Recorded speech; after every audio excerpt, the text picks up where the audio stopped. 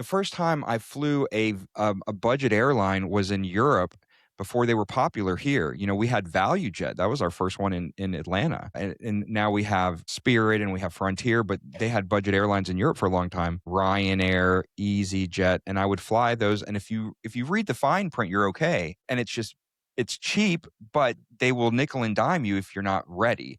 You've got to pay to have a carry-on, to have a checked bag. You want something to drink, you want something to eat. And that first time I was on a budget airline, they were like used car salesmen. The flight attendants up and down the aisle the whole flight.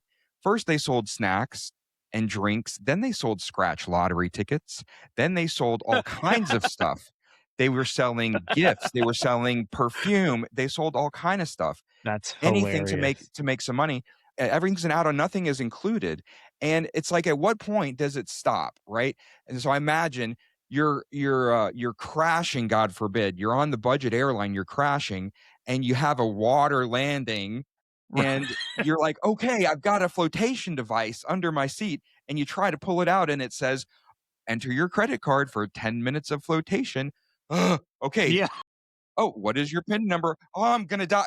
And oh gosh, okay, here we are swimming. I've got my flotation device. Minutes, beep, beep, beep, beep, beep, beep. You've got to add for another 7 minutes of flotation. Have a nice day.